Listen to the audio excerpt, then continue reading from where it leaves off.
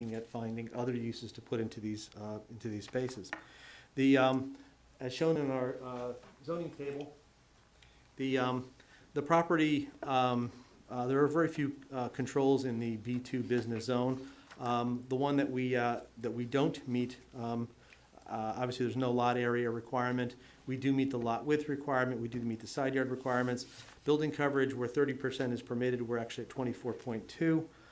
We are over on lot coverage on this existing site. 65% is permitted in the zone, and we're up at 94%. There's no change contemplated as part of this plan. There's no change to the parking, no increase in building, no increase in impervious area. And that's why we're asking for a waiver of the environmental impact statement. It's basically a fully developed site with no additional impacts. There's no environmentally sensitive areas of the site, so we're asking for an environmental impact statement waiver. The site on a whole does provide 282 total parking spaces per our ordinance. For the breakdown of the 65,241 square feet of gross floor area, that comes to a requirement of 286 spaces, so the center is technically underparked by about 4 spaces. I would point out, though, the way these uses often work is that they're really phased. The Panera certainly occupies a bulk of the lunch crowd and fills up the right side of the mall. That's an area where the YB Fitness is underserviced. They're technically biggest hours are early in the morning until mid-morning, and they tail off when the Panera starts to get operation. Harmon does a fairly good business throughout the day, and similarly, when the largest user in the site is in full operation, most of these have certainly massage envy, the Supercuts, and the other, the Harmon are not open. There is some morning business for the Panera. So the mall actually works well in that its largest tenant has very early hours. Our tenant actually has late hours. But we do need a parking variance. This site, on the reference we've been using for these uses which are not listed in our zoning ordinance, per our zoning officer, has been 1 per 200. Using that requirement, this slightly under 2,000 square foot space would require 10 cars, and that's a correction to our site data. Where we have 4 cars, it actually should be 10 cars are required for the existing square footage, and the proposed parking required for this different use would be 10. So as we go from the Verizon store to the proposed educational use, what has been the standard by our zoning officer is we go from 10 cars required to 10 cars required, so there's 0 net increase. We're certainly going to talk about the nature of this use when it comes to parking, though. And as indicated, there is a loading space in the back of the property. We need a use variance to demonstrate the appropriateness of the use variance. We need to show that this application advances any of the 16 purposes of the Land Use Act, defined under NJSA 4055 D2. The purposes that are advanced, first of all, are general welfare. We're providing an education, tutoring, and test preparation facility for the community. So we're advancing general welfare. We're also providing, in a similar vein, Section G, we're providing for a commercial educational use to meet the needs of the community and all New Jersey citizens. And I think it's important to note that right now, this is not an inexpensive type of tutoring operation. It's very high-end. We have our own people in town who use this C2 are traveling to Livingston, they're traveling to Chatham, and to a lesser degree Westfield. So we're looking to keep those people within the community and provide a high-end educational experience within the community, and also attracting other people who will come to this mall, spend money. One of the nice things about this operation is with a 2-hour window, and where most parents are scheduled individually to come in, so you may have 20, 30 kids, you're never going to have more than a parent or 2 coming in a 1-hour period for a conference. They generally tend to happen before the kids arrive or at predefined times. And so the demand for parking is such, or the nature of the use is that parents come, they drop off their child, they have 2 hours to kill. They've got enough time to go to the mall, they can go to ShopRite, they can go to King's, they can go to Panera, but most likely they're going to serve other retail and commercial uses along the B2 corridor. We also promote a desirable visual environment. I hate when I drive by these places and I see Walter Bauman empty for a year and I see another space empty for 6 months to a year. Those are like the bad apples that spoil the whole barrel. This does get to be vibrant with the Panera. I was actually, drew me back to the Panera for the first time maybe 2 years. I had a great salad today because I had to go look at the site. It's a great space. It's a great benefit to the Morris and the Turnpike area, and it's a shame to have vacant spaces for so long. With regard to the case law, however, says that in addition to advancing those purposes of the Land Use Act, we have to show that the site is particularly suited for the proposed use, with further advances general welfare. And again, we don't need to demonstrate that there's no other potential location in town for this use, and we don't need to show necessarily that a permitted use couldn't work here. Rather, we need to show that the site is especially well suited for the use, in spite of the fact that it's not permitted in the zone. And we would posit that this site is particularly suited for this project. It is close to Millburn High School, close to Millburn Middle School and Pingree Middle School. And it's a demographic that is currently going to other C2 locations, as I indicated. It is, since there are 2 hours to drop off, I think it's critical for C2 that it is near other shopping venues and outlets. There is adequate parking actually in this mall, especially with the way that the parking works, and I'll get to that when I get to the parking variances. I think it's essential also that there's no parking right in front, which facilitates drop-off right in front of the space. We think that the afternoon and evening hours are complementary to the other uses in this specific space. So we think this site is particularly suited for this proposed use. With regard to the parking variances, generally the C variances are subsumed in the D variance, but I think they do stand on their own. C1 applies where the existing size of the lot combined with the lawfully existing structures creates a hardship in meeting the parking demand. And C2 applies where the purposes of the Land Use Act are advanced and the benefits from the deviation outweigh the potential detriment. Obviously, we would need to remove half of this existing mall, or we'd have to remove a couple thousand square feet of this particular building to come up to the parking requirement for a use that doesn't need the full parking requirement because of the offset nature of the uses.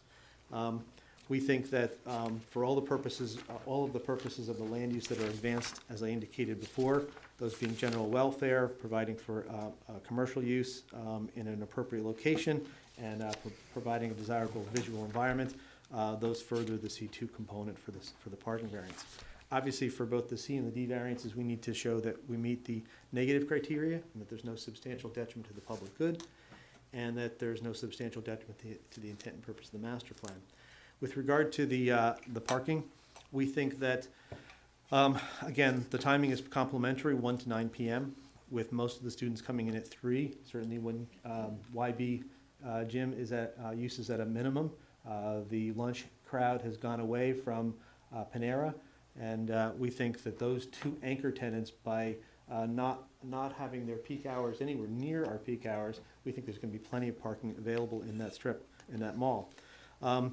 The heaviest demand, again, is in the schools when the mall demand is reduced. There are no drop-ins. Drop-off is relatively short, 1 or 2 minutes to have these are middle school kids. They're out, they're in the car, and it wouldn't be the worst thing actually if when mom or dad picked up the kid, they went to Panera Bread because it services the retail uses in the area. We think there's also no substantial impairment to the master plan. This provides permitted use. It provides a use that reinforces the goals of the B2 zone, which is for the continuation of established business as well as promoting investment in new commercial activity to serve community needs. And I certainly think that this meets that right on the head. We also need to show that we meet with regard to the omission of the zoning ordinance. The most often cited is that no one's thought of this, and actually up until now, the most often cited rationale for why this is not in the master plan is it was a use that was not previously thought of. And as was questioned before, a lot of our tutoring thus far has been done by seniors in high school, some local college kids. It's really become a thriving business where that level of education has been significantly ramped up. And so I think it's somewhat unique in that nature. However, I would point out under our new master plan, the master plan reexamination The goal number 1 is to encourage appropriate land uses that promote the character of the township as a small suburb of the highest quality. And objective 101 is to protect the character of established residential neighborhoods. I'm sorry, didn't mean that one. Objective number 2 is the appropriate mix of development in downtown and other commercial areas. And the master plan recommendations on page 54 recommends that for the B2 district, that the township should monitor the use and occupancy status of properties within the B2 district on Morris Turnpike, and where necessary, modify the zone regulations in a manner that allows this area to remain economically vibrant. I think we certainly do that.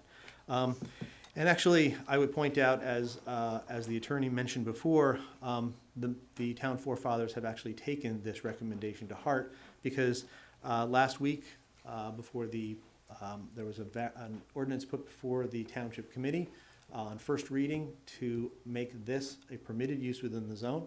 It went to the planning board the next day, and the planning board deemed it to be consistent with the master plan. So essentially, all that remains is an August 13th second reading before the township committee, and this will be a permitted use in the zone. I would point out the actual reading of it under 301.27.2. The permitted use in the B2 will be instructional schools and studios, and those are establishments which provide classes, instruction, and workshops for dance, yoga, Pilates, personal training, culinary, creative arts, crafts, music, martial arts, academics, and athletics. So certainly academics this would fall squarely into that. So I think in terms of reconciling the omission from the master plan, it won't be very long until it is permitted. We do need a variance as of today, so I think we've given the proofs to demonstrate that this board is empowered to approve the D1 variance on both the positive and the negative criteria, as well as the parking recommendations. I think this is a feather in our cap to have in our town. I think it's helpful to have our parents stay in town, spend their dollars at our Kings instead of the one up in Chatham or in Livingston, at the Livingston ShopRite. I think it's important that our parents stay within the community, and this really provides them that opportunity. We think it's a great use, and we hope that you'll approve it. And I'd be happy to answer any questions. Do you have anything to say about the waiver of the environmental impact statement? Yeah, I think I indicated earlier that it's a fully developed site. There's no expansion of pavement or building space. There's no environmentally sensitive or critical areas in the site. We think it's an existing site which will have no negative environmental impact, and therefore we've asked for a waiver. Any other questions from the board for this witness? Well, I would just comment that there's a sidewalk, which is substantial, and it adds to the safety component of the drop-off and pickup. It's a big sidewalk, and it keeps children and whomever out of the flow of traffic. And I find myself in that mall all the time, and it's an easy loop to pull up, drop off, and pull out. It's very simple. Any other questions for this witness? Yeah, do you need frequent loading and unloading? There's very little loading that's ever done. We actually have a loading space. There's loading area available at the back of the building with doors, but most of the deliveries are the same things people get from Amazon. They're office supplies or they're cleaning supplies, but no, there's no need for deliveries. Yeah. No. Any other questions from board members? Anyone in the audience have any questions for this witness? Any other witnesses? No other witnesses. You have a closing statement? No other witness. The testimony of the planner, as supported by the factual testimony of Mr. Smith, supports the use variance, the granting of the use variance. Certainly, the use is not outside the master plan, or the goals of the master plan, which is to have a economically vibrant downtown area. In terms of the parking, the use supports the capacity requirements for the parking, would not be a detriment to the site as a whole. And in terms of the environmental impact waiver, there's no change in the site itself. So with that, I will You submit to the board. I will submit to the board. Thank you. Okay. Is there anyone in the audience, if I neglected to say this, let me ask one more time. Anyone in the audience have any statements he or she would like to make with respect to this application? I hear none. I have a question for the applicant. You have a question for? Yes, we didn't really address the agency reports. Are you? There's no requirements except for the fire marshal. I assume you'll comply with that. Yes, they will, all of the statements by the fire marshal will be met by the applicant. I'll close the public portion of the meeting. Before I ask for comments from board members, let me say that the use variance is a D1 variance, requires 5 affirmative votes. We'll take a vote on that requirement first. We will then vote on the waiver of the environmental impact statement, and then I think we can deal with the minor site plan approval next, and then the remaining 2 variances.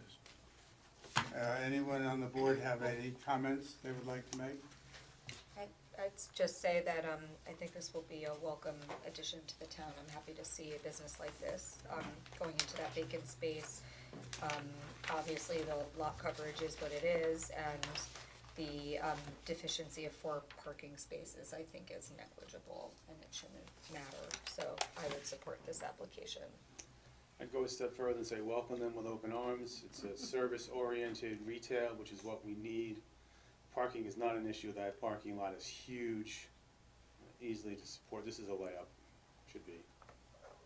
I think it's a perfect location for their facility. On the use variance, is there a motion? Motion to approve. Second, Mary McNatt, yes. Rick Plattner. Yes. Jody Sharma. Yes. Joyce Siegel. Yes. Steve Foley. Yes. Jessica Glad. Yes. Joseph Steinberg. Yes. Next, Thank you. the waiver of the environmental impact statement. Is there a motion? Motion to approve. Second. Second. Mary McNatt. Yes. Rick Plattner. Yes. Jody Sharma. Yes. Joyce Siegel. Yes. Steve Foley. Yes. Jessica Glad. Yes. Joseph Steinberg. Yes. Minor site plan approval, is there a motion? Do you want to just add that with the bulk? You I can do that. We'll do the minor site plan approval and the 2 bulk variances, lot coverage and parking. Is there a motion on those 2, on those 3? Move approval of those 3. Second? Second. Mary McNatt. Yes. Rick Plattner. Yes. Jody Sharma. Yes. Joyce Siegel. Yes. Steve Foley. Yes. Jessica Glad. Yes. Joseph Steinberg. Welcome to Millburn.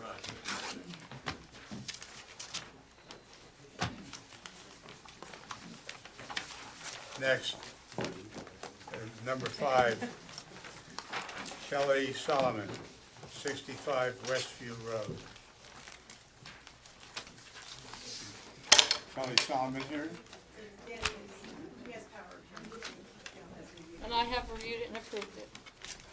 Not the first version, but the second version. Thank you. I wrote the first version. So I'm here on behalf of Mrs. Solomon, 65 Westview in Short Hills. It's an R4 zone. We're seeking 1 variance tonight, which is for a patio. We have a corner lot, so as we know, hard sometimes to meet the 2 times the required front yard setback of 80 feet. No, we haven't sworn them in yet. Okay, You'll raise your right hand. sorry. Do you swear the testimony you're about to give before the board will be the truth, the whole truth, and nothing but the truth? I do? I know you're here under power of attorney, but you are appearing as a licensed architect, so you should give the board the benefit of your credentials. Thank you. NJIT, Masters of Architecture degree in 1995. Licensed to practice architecture 2001. It's current and in good standing, and I practice primarily residential architecture in town here and local municipalities, and I've appeared before this board before.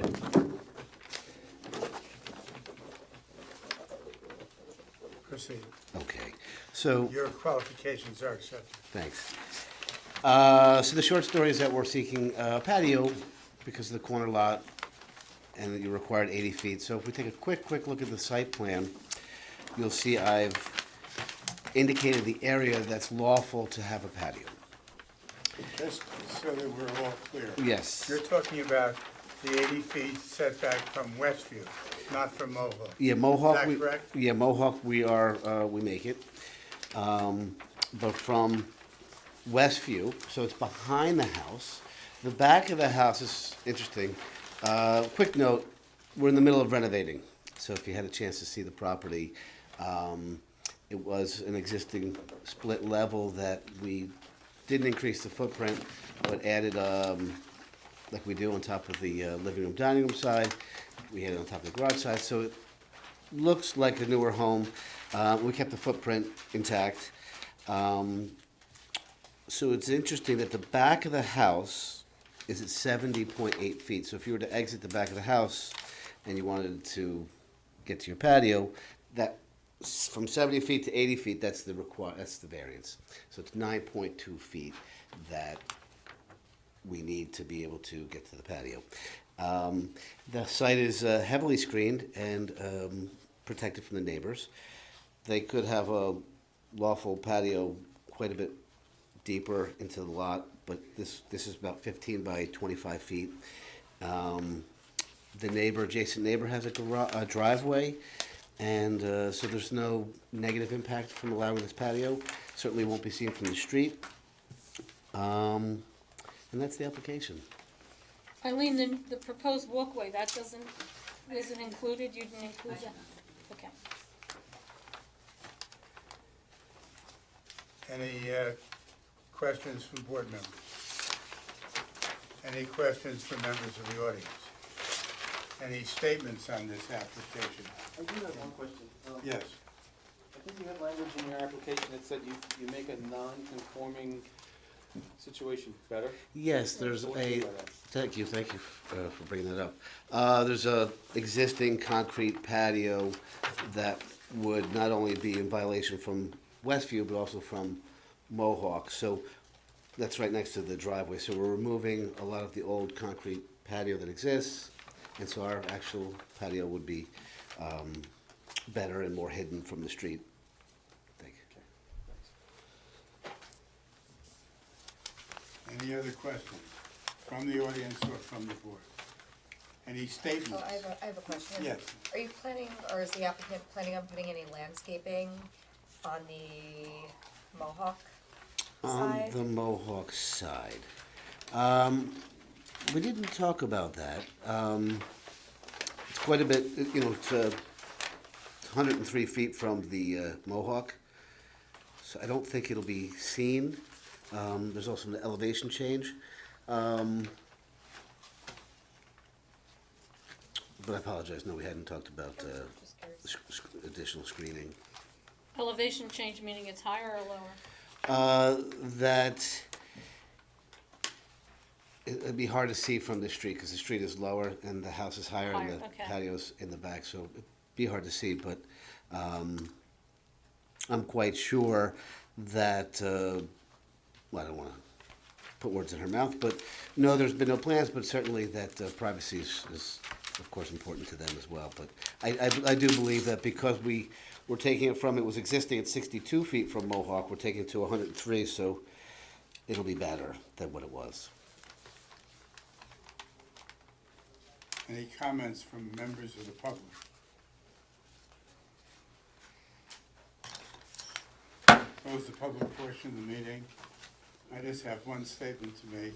I've already made it to our architect, but I went there looking for a split-level house with a brick front. Doesn't exist. And he owes me 15 minutes as I went up and down the street looking for this split level with a brick front. Finally, it occurred to me to look at the number of the house on a little stick in the front lawn. Right. And it was obvious that this was a house, excuse me, under renovation. But you still owe me 15 minutes. Okay. Any comments from board members on this application?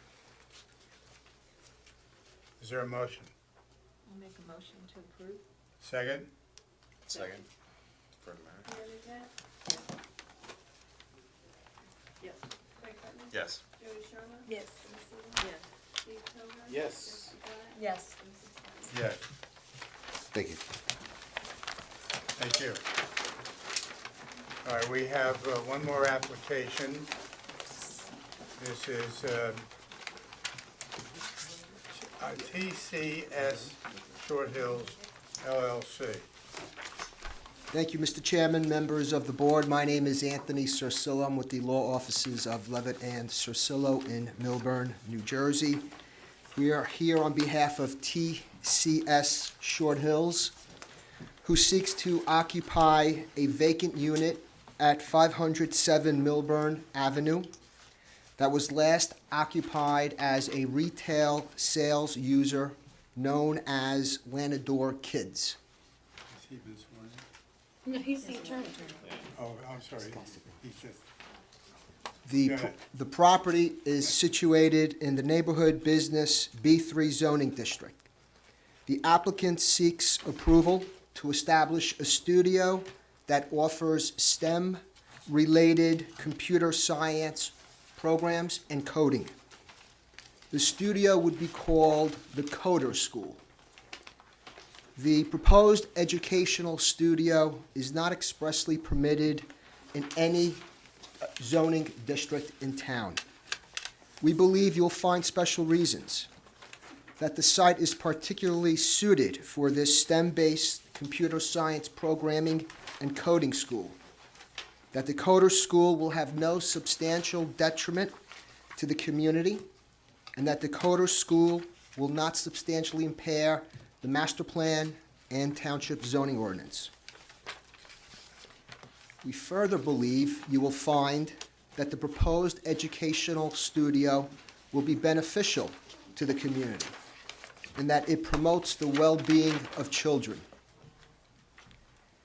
In addition to the use variance, the Coder School seeks a variance from the requirements of a loading space and on-site parking. As to the loading space, there is no on-site loading space for any of the 4 units. As to the parking variance, the parking requirements of the prior retail user and the Coder School is identical. While the property contains 8 parking spaces plus a 9th striped parking space on the township right-of-way, the property requires a total of 19 on-site parking spaces, but only 8 exist on-site, and including the 9th striped space that exists on the township right-of-way. That's depicted on the site plan. Mr. Keller will get into that. There are also 2 non-conforming conditions that remain unchanged: minimum front yard on Campbell Road and the maximum lot coverage. We seek preliminary and final major site plan approval, waivers from the EIS, Environmental Impact Statement, and compliance with the stormwater provisions of the ordinance. I acknowledge receipts of 4 agency reports from your professionals. I filed my proof of service and publication on June 3rd. I have 4 witnesses. Architect, Mr. Kazi, who's also a member of the LLC and a licensed architect. 2 fact witnesses who are both members of the LLC that I would like to be sworn at one time, and then Mr. Richard Keller. Okay, let's swear everybody in. Well, before we swear them in, counsel, you said you sought major site plan approval. The Casey and Keller use variance and plans talks about minor site plan approval. But let's ask our zoning officer, do they require a major or minor site plan approval? Remember, you're sworn.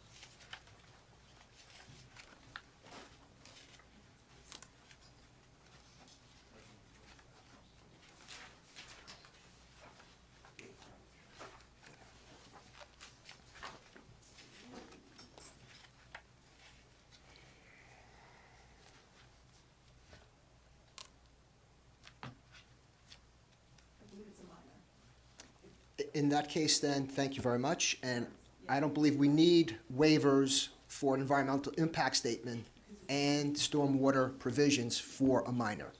Those are applicable to major only. Ms. Davitt or Mr. Chairman? It is minor. So do they not need EIS? Yeah, they're minor, that's correct. Okay. Not required. And applicability of the stormwater provisions, since it's not a major. Is that correct? Yeah, let's check, Yeah, honestly, Mr. Cercillo is the first attorney that I've seen him putting that in there.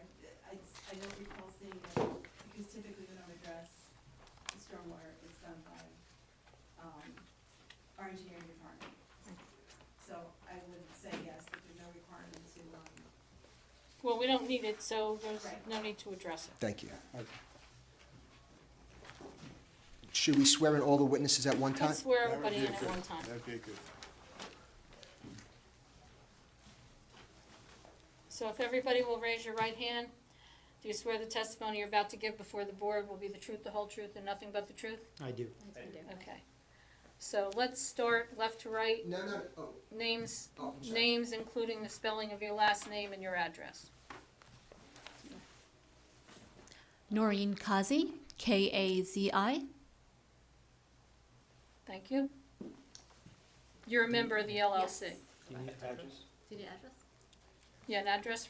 10 Presidential Drive South. Plainview. Plainview, New York. Zubair Kazi, 2 Lydia Court, Albertson, New York. can you spell your name, please? Zubair, Zubair, and the last name is Kazi, Kazi. Sneesha Bala, B as in boy, Halla, 2 Lydia Court, Albertson, New York. Richard Keller. To Lydia Court. Correct. Richard Keller, 258 Main Street in Millburn, New Jersey. And what was your first name again? Nisha, Nisha. Thank you. Mr. Chairman, I call my first witness, Mr. Kazi. Mr. Kazi, would you give the board the benefit of your credentials? My name is Zubair Kazi. I'm a registered architect in the state of New Jersey. I've been a registered architect since 2012. I graduated with a bachelor's degree in architecture from New York Institute of Technology. My career has led me to work with many government and institutional organizations. I've worked for the Department of Homeland Security, as well as clients such as NYU, Cornell, and Columbia. I have also management experience as a campus architect for Boston Medical Center, 450 plus bed in the south end of Boston.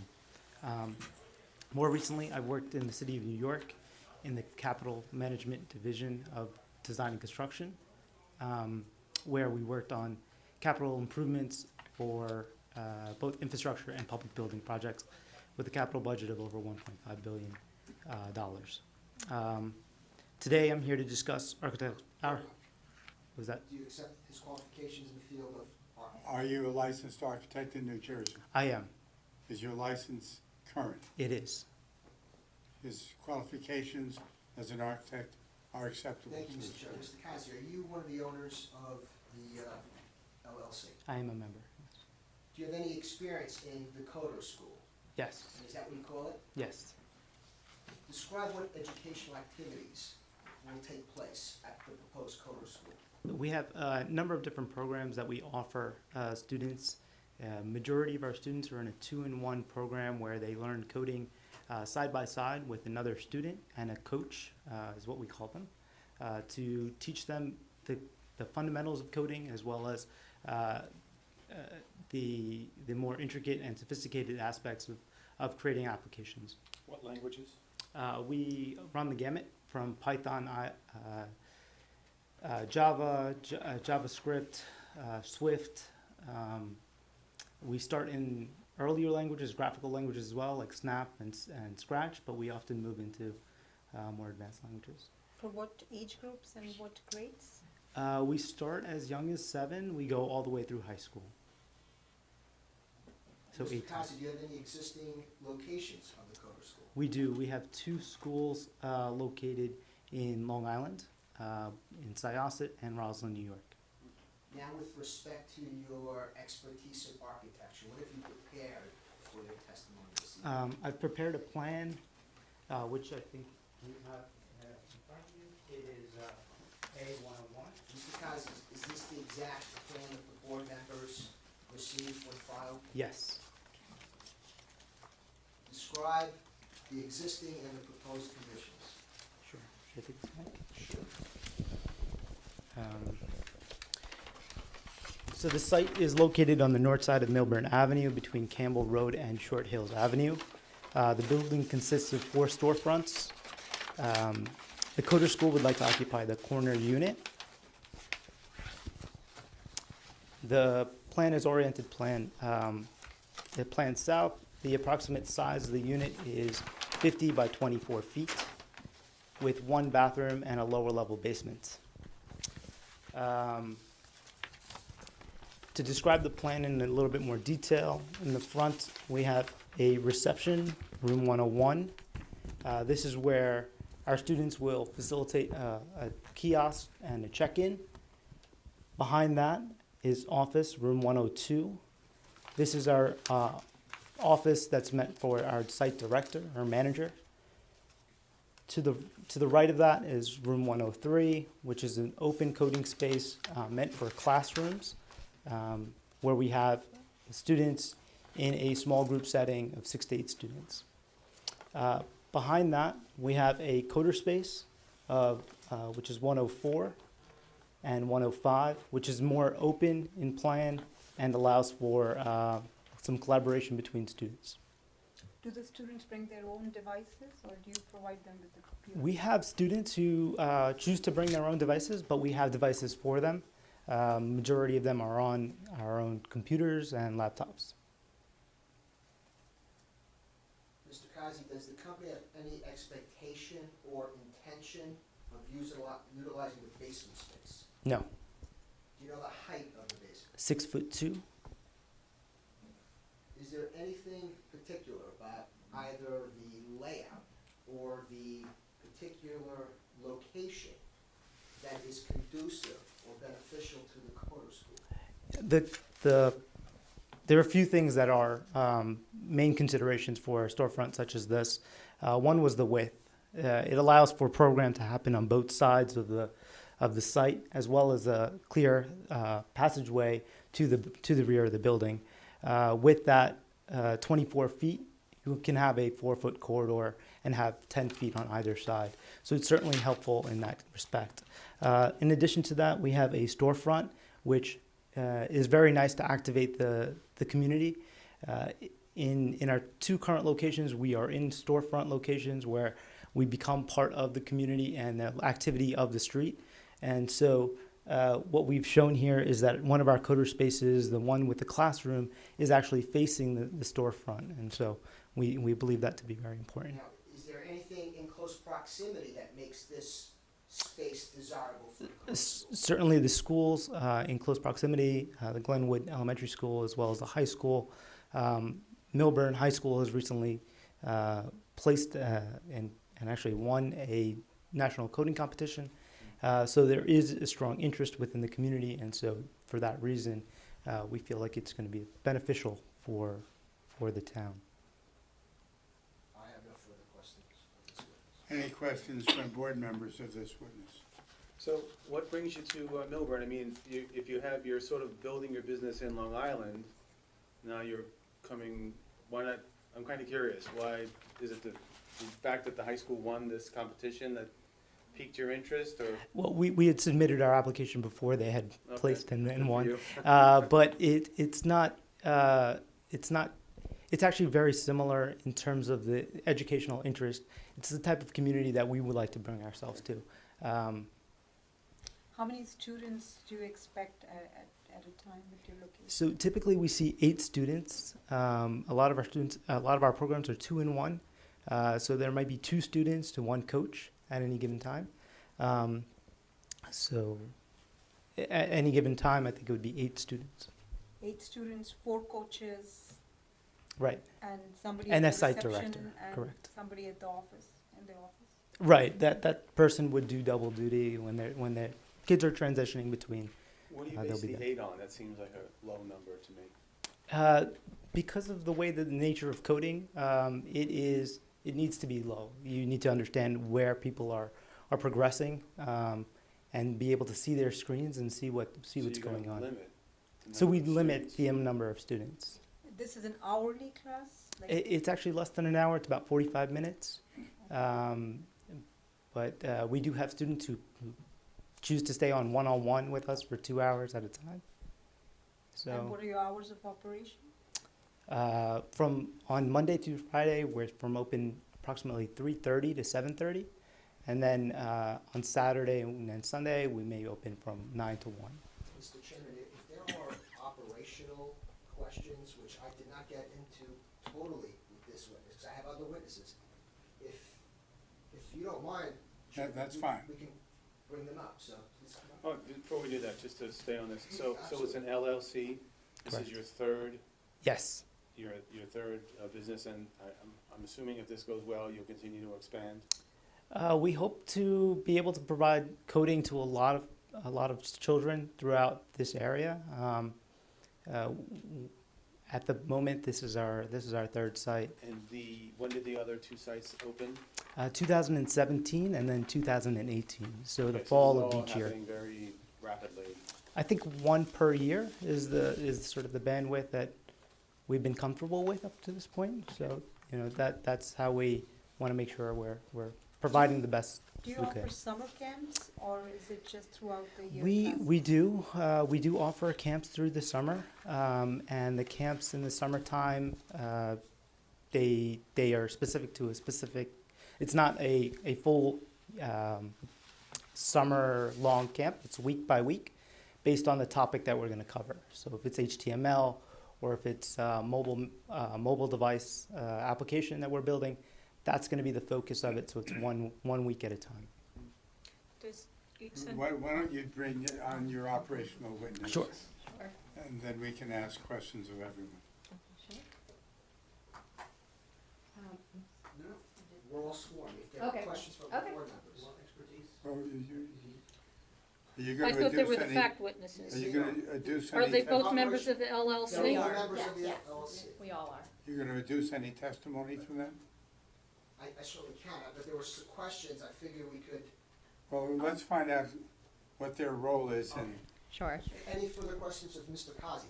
not for the moment.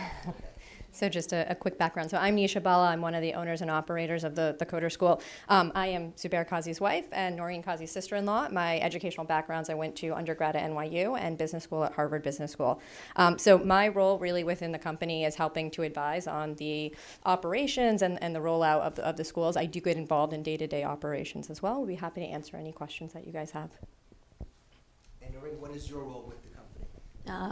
I actually am, I was a general manager running the sites as well as I oversee the sites, the day-to-day operations. All right, tell the board, what are the days of business for the Coder School? Sure. So our weekdays are Monday through Friday, and those are from 3:30 to about 7:30 right now. And Saturdays we have from 9 to 1. We do decrease our hours of operation in the summers. That's why we are. Are classes by membership? No, it's like a subscription model where they come recurring at the same hourly time slot, and that's a scheduled appointment time. So they're coming at their same time, meeting with their same coach at that hour. Only by appointments? Only by appointments. What about if somebody is curious and walks in for questions? Yeah, well, How do they you do so that? so we can definitely, we have a site manager or a site director that can answer their questions. But the way we explain it, because coding is a little bit different than if you're going to go to a ballet or basketball or swimming class, you kind of know what you're getting. Kids don't know what they're getting for coding, so we actually offer a free trial, and our trials are one-on-one when you meet with the instructor, a code coach that will assess your child, see what level they're at, because we customize each curriculum per child. That's why we do the 2-on-1s, because more than that, you can't really customize the curriculum because kids move at different levels, we've seen. And we need to, we pair them with someone same age and ability level. So we would, at that point, schedule an appointment with that parent for that child to come at a different time when we had a coach to work with them. From what sources will you obtain your coaches? So we have different coaches. We have some that are from universities. So there's quite a few local universities here: Rutgers, Drew, and Kane. There's quite a few that are around here. Also, we have professionals in the field, and those are people that work in the field and have a passion for coding and want to give a couple hours to kids after school. So we have some of those as well, and depending on what our needs are. So we have, at our Syosset location, we have some people that work at Nintendo. We have a Google engineer. He gives us a few hours. So we have different people that give us a few hours, and depending on the need of that child, we would put you with that coach. So our communication is done all through via email. After every class they attend, the parents get an email about what your child has learned that day, the concepts they worked on. That we don't call it homework, challenges, something to reinforce whatever they did that day. And because parents want to know what they're doing, and if they get out the car, they tell them, "What'd you learn?" Be like, "Nothing," or whatever. And but if the parent sees it in the email on their phone, it's a dinner conversation. You can kind of ask them specific about something that they're building. And everything that they build at the school, they have access to at home. So they can log on, they have username, password, and they can continue to work at home and come back with questions. So do you have a website and do you have accounts for the students? We do. Well, everything is on the web, so they can go on at any time. It's always theirs. It's not ours. It's their work that they created. Yeah, so. I noticed that all three of you live on Long Island. Who will supervise this location? It would be me. I would be the one. Move to No, I would be supervising until working with the general manager here and be floating in and working with them. You won't be the general manager you will hire somebody. Yeah, one thing to add is if you're traveling in off hours, it's about an hour commute, so it's not too bad compared to where we live within Long Island. We live right on the border of Queens, so. An hour? Depending on when. What it takes a second. 2 o'clock in the morning. Yeah. Did you say there's Sunday hours? We don't have currently Sunday hours. Some communities have requested it because their kids can't come in on Saturdays. So we always, depending on the community's needs, we've looked into that. So that's optional. That's optional. We don't have that right now, but we have gotten requests for it. Do you have any intentions in any way, like collaborating with, the high school has a wonderful computer Yeah. center. My sons both. Yeah, do. so we actually went to the, absolutely. Wait. Sorry. Only one person can talk at a time. Sorry. So I was just going to say, we actually went to the hackathon that took place in April because we were so excited about what they were doing. And we've actually participated and sponsored hackathons in Long Island as well. And we think there's a huge opportunity to collaborate with the schools. I was talking to some of the students who were in middle school, and I asked them, I was like, how did you learn how to code? And they were pretty advanced for their age level and what you think their abilities would be. A lot of them are doing it on their own. They're learning online, but that's what sort of started in Long Island. And what happens is when you keep kids offline and in a collaborative setting, there's just so much more that they learn, and they learn in different levels and different angles. So right now in Long Island, for example, we are working with local school districts to do things like Hour of Code and to provide after-school coding activities to students. So that's absolutely something that we'd want to do. We also try to give back to the community. So, we're fortunate to be in a place that we can give scholarships to students who are in need and want to learn how to code, and they can't afford it because we know that this is not accessible to everyone. So would you be open to bring those programs to the middle school and Absolutely. high school? Because your location can only host 8 students. Yes. Whereas we've got hundreds of students Yeah. in middle school and high school. Absolutely. I have a question. Yeah. You have an appointment, a student has an appointment. Is there a package of duration of so many weeks? No. So the way our program works is you can start at any time and end at any time.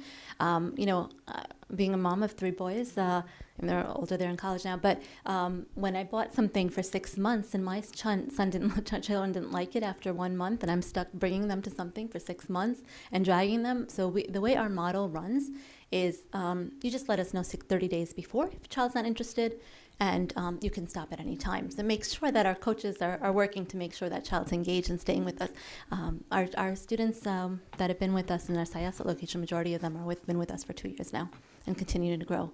Another aspect of what we do also, not only teaching coding, but we teach I don't know if you spoke a little bit about what our other offering is, Code Coaching Plus. So we teach kids coding, but not only coding, also how to explain your code. And so that's called Code Coaching Plus. Those students come in 2 hours a day. They come 1 hour for coding. The second hour is for soft skills, working in a group, collaborative, being able to pitch your ideas. Because if you can be a great coder, but if you can't pitch those ideas and explain, what good is it? So Nisha works a lot on our curriculum for that, helping the kids present their work in every, so they work on being able to do that as well. Do you find that most of the parents drop the kids off, or do they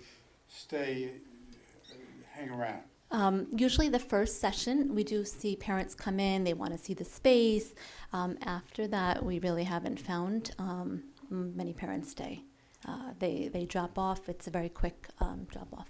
So your instructors are working closely with minor children. Mhm. Do you do sufficient background checks? Yes, for yes. their So work? everyone has sufficient background checks. Also, the way we design our space, everything is open. You can stand and pretty much see everything. So we keep it very open, and that was one of the design requirements that I had asked for. Closed off rooms here. They're closed off room. Has a window, like a large. These are low walls. They're half walls. Half walls. There's a window out into the pantry behind, so everything is done. Everything. Yeah. The existing floor plan does not have a door or any barrier between the stairs below. We've added that into this. Any other questions for any of these witnesses? So I know it's not part of the application, but just help me understand, what is a hackathon and does it sound?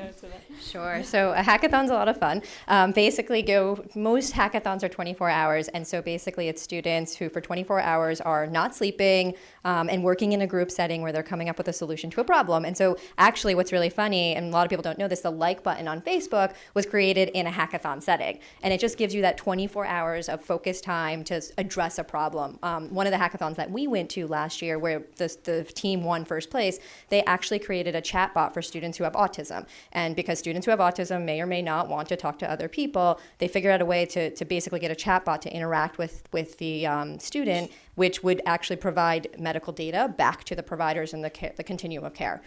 So very, very interesting stuff.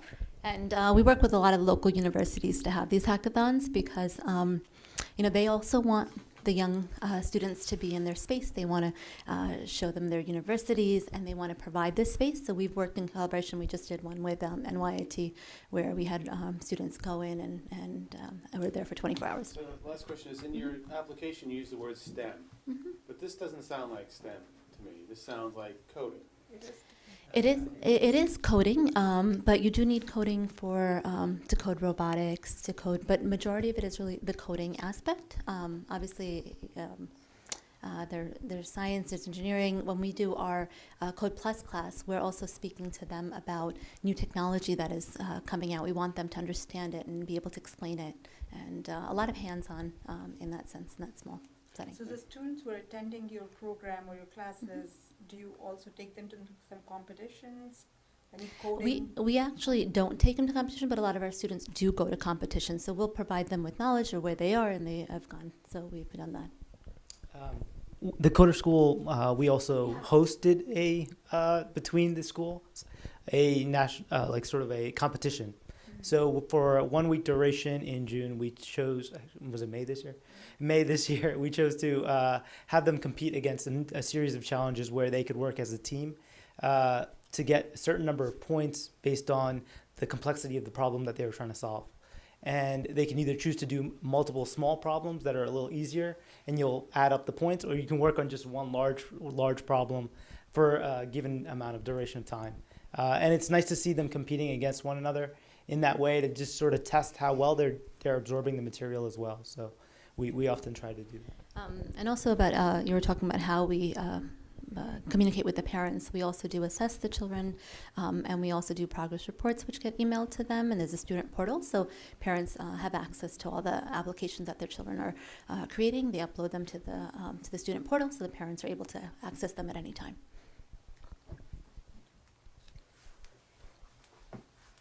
Any other questions? Anyone in the audience have any questions, comments? I call Mr. Richard Keller.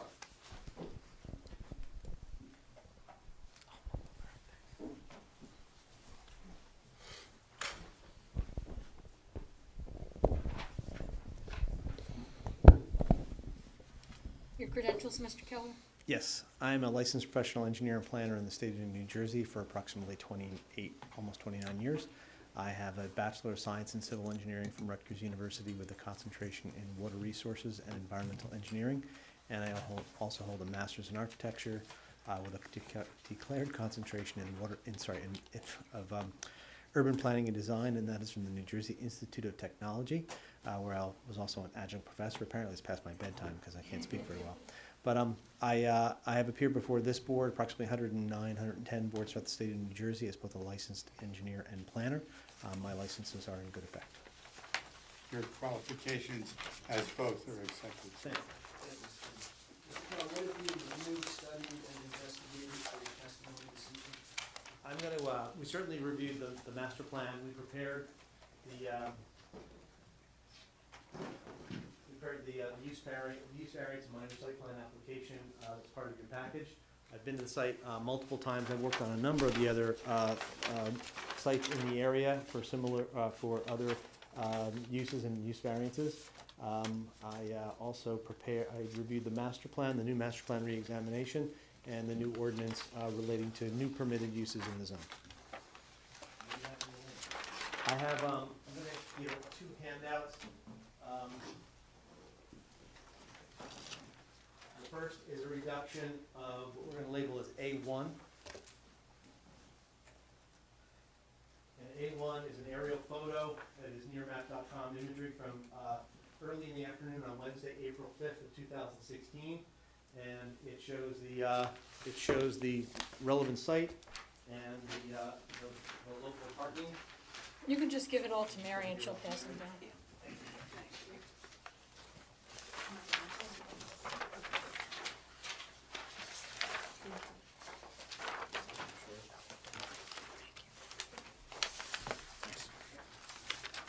And just to get it out of the way, I think it's coming down. It's coming. Yep, it's coming.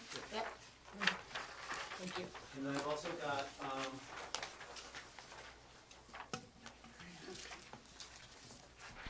think this should be coming out all the way. This is A2? This is A2.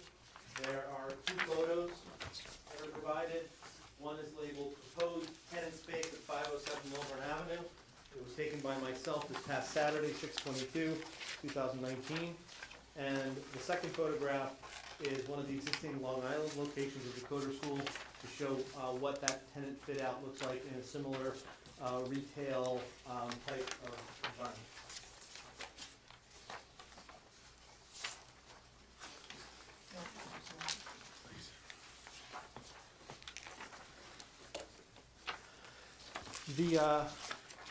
Now that I've got those handed out, I'm going to come back to the aerial photo in just a second. I'm going to start with my our site plan.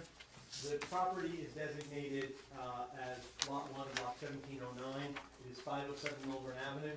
Within the building, it is the tenant space that is closest to the corner. The site being at the northeast corner of Millburn Avenue and Campbell Road.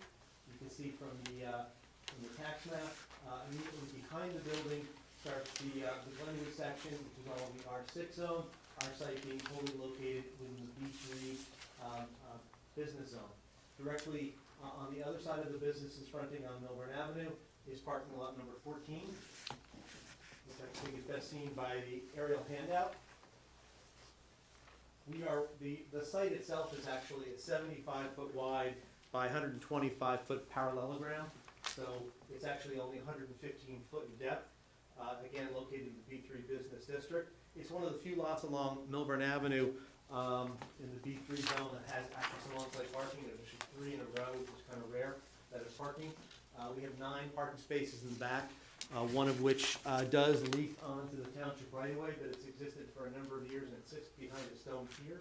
And the other one is it squeaks over the property line to the east, very close to the driveway to the Whitefoot Realty site. You can see that we're surrounded in our individual tenant space. There's a dry cleaner next door. Recently approved by the planning board was an eyebrow facility. I didn't know they existed, but named High Gorgeous, and then there's a more traditional salon next to that. Studio 1200 is across the way. I point out this board actually approved the use variance for a dentist to go back in what was Dr. Hamoff's prior space. That is no longer happening. Studio 1200 is taking the entire space. So in terms of parking demand, the higher use of dentist has now been replaced with the office use of Studio 1200, who will be occupying that spot. Continuing up the block, there's the Squirrel and the Bee Bakery Cafe. There's the forever under construction building that burned down, Billy's Restaurant, and then there's the vacant corner spot, which was part of a recently denied application. Across the street, again, a wall of retail and permitted uses, which shields the municipal lot number 14, which is accessible both primarily off of Short Hills Avenue. That is the area where all of the permit parking is housed. That parking lot contains 98 spaces, 21 of which are metered 2-hour spaces from 9 to 6 Monday through Saturday. There are 4 unmetered handicap spots, which is the orange color. So there's a net 25 spaces are for customers. There are 13 spaces that are business permit only, and there are 45 that are business in 24 hours. You can see those are the ones that are shaded in blue. There's 10 in a row, 5 in a row, basically everything closest to the stream. The Van Winkle's Brook in the back are designated as business parking. So between the business and combined business 24, again, there are a net availability of 58 permit parking spaces in lot 14, which is where any of the users who have purchased parking permits, that's where they park. And there's generally a large availability of spaces in that lot. Right now it's summer, so it's not a good indicator. And it was a Monday and a Thursday last week, but in any of our trips in the last 2 months, certainly at the hours that the school will be operating, there's never been more than 50% occupancy on the business permit parking in the back of parking lot 14. The site itself is a fully developed site.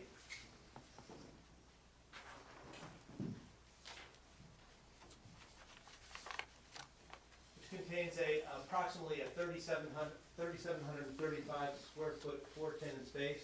Again, the proposed tenant space is 1,184 square feet at the corner. The existing site does have some deficiencies. First, in terms of the required setback to Campbell Road, we're essentially on the property line at 1 inch off where 10 feet is required.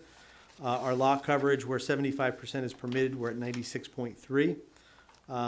And with regard to the parking, 19 spaces are required for the existing mix or the prior mix of tenants between the former clothing store, the dry cleaner, the High Gorgeous, and the beauty salon. Whereas when using the reference 1 per 200 for the educational use, you come up with the exact same parking demand. So on the site overall, 19 spaces are required existing, 19 spaces are required as proposed. We're providing 9 on the site. For the individual use, 6 are required for the Coder School, which is the same use that was required for the former clothing store. We are requesting a waiver of actually, we don't need a waiver of environmental impact statement. So we'll go on to the fact that we are requesting a variance for not having a loading space for parking, and then obviously the use variance. With regard to the use variance, obviously we need to establish special conditions by showing we advance any of the 16 purposes of the Land Use Act under 4055 D2 of the Municipal Land Use Law. We generally find that this advances general welfare by providing STEM education, science, technology, engineering type education to our youth and to the community. It provides for a commercial and educational use to meet the needs of the community and all New Jersey citizens. There are no similar facilities in Millburn. This provides for an educational opportunity that actually augments the entry-level coding concepts that are taught at Genius Gems on the other side of town, and then feeds into the more developed programs at the high school. So this is an opportunity for kids to get a head start into that great program that's taken over the library and the great robotics program that we have at our high school. And as is indicated by the client, it's groups that they regularly reach out to and work with in a collaborative format. This also promotes a desirable visual environment. This is actually an attractive space that, again, has been empty for a while. We want these buildings to be occupied, certainly in the heart of our business zones. Again, case law dictates that we also must show that the site is particularly suited for the proposed use, which further advances general welfare. And again, we don't need to show that, that this use couldn't go anywhere else, and we don't need to show that a permitted use couldn't go here, but just to show that this site is particularly suited for this location. This use is particularly suited for this location. We are 700 feet from the high school, actually a little less. We are along the bicycle pedestrian route from the middle school and Washington Avenue School back into the Glenwood section. We are diagonally across from 31 townhomes, and we are contiguous to the Glenwood residential district. We are also close, which means we get to provide exactly what the B3 business section district wants us to do, is provide for uses to meet the needs of the surrounding community. We're also close to the train line, since many of the teachers do come from New York City, or they come from local colleges, or they commute back from businesses in the city. It was important to be close to the train line. And as indicated by the client, they looked for wide spaces. Most spaces were 15 feet. This was rare in that it was 25 feet in width, 24 foot 9 inches to be exact, 24 foot 8 inches to be exact, and by 50 feet. It means that they were able to both have their required breakdown in the front of a small classroom setting, the welcome area, and then into a large collaborative area where kids can mingle and roam and collaborate and compete on their coding assignments. So, and it was also provided a large glass window, which they found in their other locations. By having kind of a hip, cool design, it bleeds out into the street, and it's attractive to the neighbors. And I think that's evidenced by the photo package we handed out. You can see the Long Island location. It's got a hip, fresh design, attractive. The differences in this coder school is that the welcome, or the entry portal will be on the left, and the window would actually show a classroom. So you'd see some of those computers that you see equally to the view on the left side would actually be in the foreground. So again, they try to present a kind of a hip, vibrant space to the community, which is attractive also to their target market, which tends to be middle school and high school kids.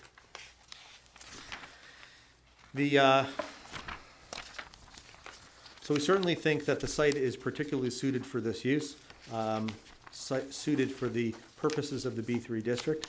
We also need the parking variance and the loading space variance. We think that, again, these are traditionally subsumed into the D variance, but they do stand on their own under both C1 and C2. C1 applies where the existing lot size combined with the lawfully existing structure creates a hardship in meeting the parking demand. And the C2 applies where the purposes of the Land Use Act are advanced and the benefits resulting from the deviation outweigh any potential detriment. In this case, we would have to remove about half the building to provide the conforming parking. So that's certainly the C1 component. And then again, we're advancing many of the purposes of the Land Use Act, and we're actually preserving the character of the neighborhood as a small commercial uses to meet the needs of the neighborhood community. With regard to the parking, many of these surrounding uses rely on metered parking in the municipal lot. We actually have the advantage of having a shared parking lot behind us. With regard to the negative criteria, we think that there's no substantial detriment to the public good. With regard to the parking, things that mitigate any issues with parking are the fact that we've got a complementary parking demand, 3:30 to 7:30. Doesn't compete with many of the other businesses in the area, certainly not the restaurants, certainly not the Squirrel and the Bee, which are driving uses in the area that generate traffic. Within our own site, there's a dry cleaner, a small beauty salon, 2 small beauty salons. In testimony provided by High Gorgeous in their planning board application, there was indication that the beauty salon actually has 1 employee and 1 that walks to work. The dry cleaner has 1 car. Everything is pretty much drop-off, primarily in the morning. And High Gorgeous has two employees for which they buy 2 permits, and they have a maximum of 2 customers at a time. So again, the conjoined uses on this property are low in terms of driving traffic, and then when you combine that with the availability of within the 2 blocks around this, there are 26 metered spaces, and then you've got the 23 metered spaces in parking lot 14 for visitors. Again, this is primarily a drop-off or a bicycle to or a walk-to facility, but if there is a parking demand, it's met, and certainly the applicant is willing to buy parking passes in the public lot for their employees. So it certainly mitigates any possible negative impact of the parking. With regard to loading space, There is actually an area in the back for a truck to get off the road, and there are back doors, but like as in most cases, most of their deliveries are gonna be very small, office supplies. They're gonna arrive by UPS or Amazon, and they're gonna come right through the front door when they're servicing all the other needs of the tenants along the space. So we think there's really no negative, because it's really combined services in the drop-off. With regard to the master plan, again, we think this reinforces the goals of the B3 zone, which is to provide for small-scale commercial activities serving the needs of residents of the surrounding area. We think that's exactly what this will do. With regard to the under Medici, there's an enhanced standard of proof, and that we need to reconcile the omission of this use from the zoning ordinance.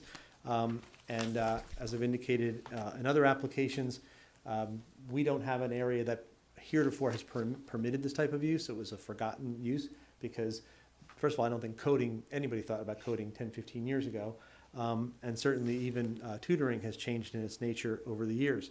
But we think this is certainly consistent with the goals of the master plan reexamination, which is to encourage appropriate land use promoting the character of the township as a small suburb of the highest quality, and to promote the appropriate mix of development in downtown and other commercial areas. Specifically on page 52 of the master plan, the master plan reexamination recommends that the governing body consider evaluating the use and bulk regulations of the B3 zone to determine whether modifications are necessary to better attract tenants. Expanding the permitted uses to include health clubs, yoga, and fitness studios, and similar uses should be considered. Well, the governing body has actually done that, and they have put forth an amendment to the ordinance, which had its first reading last Tuesday by the Township Council, and that would permit instructional schools and studios, which includes academics such as this, to be a permitted use. It was deemed to be consistent with the master plan by the planning board on the following day, and it's scheduled to go back before the governing body for its second and final hearing on August 13th. So the township has certainly considered this to be an appropriate use, and while today we're asking for a D1 use variance, it's certainly a use that the board deems consistent with the intent and goals of the master plan. This is the type of use that we think Millburn can be proud of. I was very excited meeting these young individuals. I think equally important as the coding is the amount of liaising they do and workshops with the school. I think having two young female technically minded entrepreneurs speaking to our youngest people provides role models for women and young girls that neither technology or business is off limits. We think it's a great application. We think it'll work well in this application. It's a different use than the larger tutoring facilities such as C2. It really is more of a homegrown, very collegial, very hip kind of network of kids that will come here after school and learn coding for the first time, and then feed into those better programs and bigger programs at the high school. We think it's a great use, and we ask that you approve it. I'll ask the first question. How long did it take these people to convince you as to what coding really was? Well, actually, I'm one of those rare students that had a lot of coding going in, so I knew what coding was because I was a physics major at Emory University. That's where I got my first work. But actually, I was sold not so much when Zubair told me all about the coding and all the languages that I don't know, but when the two women spoke about their passion for outreach into the community and working with students and inspiring them that they can do coding also, I was sold. So I did my undergrad in computer information systems, so I've done a fair amount of coding, and if you can make coding hip, that's a good trick. So. Well, it's true. What inspired me when I was doing coding in college was competing against fellow students to see who could do the program, not who could solve the program, but who could use the least amount of microseconds of CPU time. And that it was that competitive kind of fun advantage that these guys are inspiring amongst kids. So not just teaching it, but they're making it fun and exciting. Still have punch cards then? Actually, I was the first class that didn't have punch cards at Emory. They had a VAX 9000. It's cool. Yeah. We started with BASIC, so you can imagine all the languages today are new. Oh, yeah. But I can relate to it because a lot of parents come to me and say, where are the coding classes? And we have none in the area, not only in Millburn, but not even in the surrounding towns. So I think this would be such a welcome addition to our town, but I'm just sad that it's only for 8 students in an hour. But we do a lot of outreach as well. So I think that would be good. If we can do it in the middle school and high school, that would be really good. And another, I'm not speak, but we also work with a lot. You have to come to the microphone. We also work with a lot of special needs students that have come in. A lot of parents come to us and ask, you know, I want my child to, this is what they want to do. I just don't know where to go. We also become kind of, I guess, guidance counselors in a way for parents. You know, I have parents coming in, I'm a lawyer, I'm a doctor, my kid wants to go into computer science. What do I do? And so we've reached out with local universities, may become mentorships. Our coaches become mentors, what classes you should take in high school, what you should look for in college, and they kind of mentor these young students and go forward. So, and because coding, yes, you can do it in front of a computer sitting at home alone, but we wanted to provide a space where maybe kids who aren't into sports, don't have something else to go to, this is their home. And I think that's what we like, provide that home for them. So.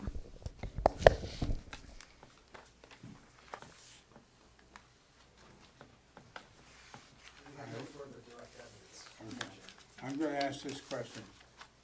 Do your clients have a proposed number of parking permits they're prepared to purchase?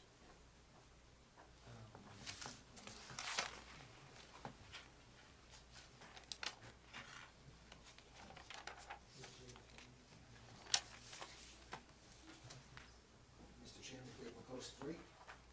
Proposed 3 for their employees. Yes. I have another question. What's the cost of these sessions? Is that part of the application? Are you signing up? Are you signing somebody up? I should sign up my kids, but I just want to know what the.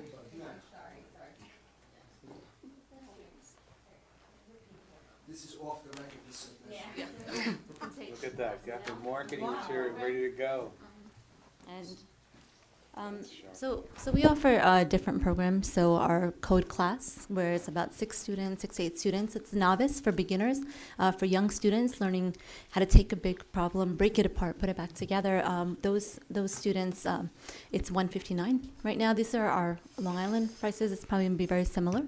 And then it goes anyway up to the $299. Those are kids that are coming, and this is an hour monthly subscription. So it's monthly. We prorate you whenever you start, prorate you whenever you stop, because we know kids have many activities and different things take priority at different seasons of the year. You can very flexible in that sense. And those are kids that are coming 2 hours a week, so it's $299 for those kids. We also work with so it goes anyway from all the way up to $299. Are there any other questions from board members? Anyone in the audience have any questions?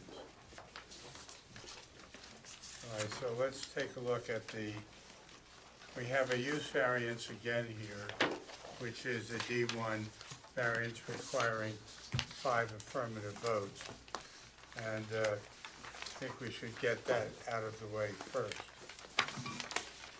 So I have to get in front of me the variances that are requested.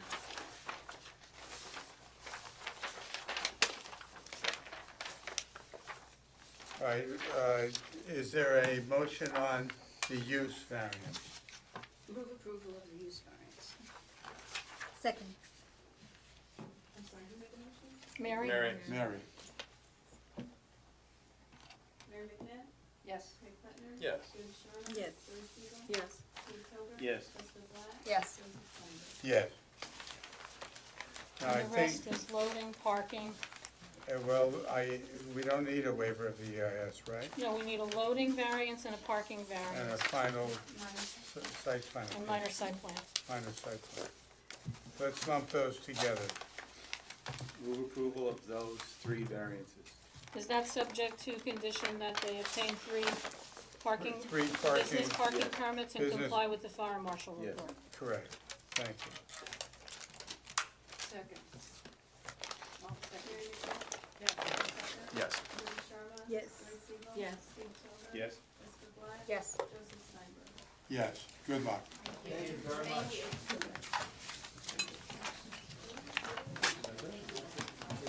Is there anyone who has a matter to bring before the zoning board that is not on the agenda? I hear none, I see none. Is there a motion to adjourn? So moved. Second. Second.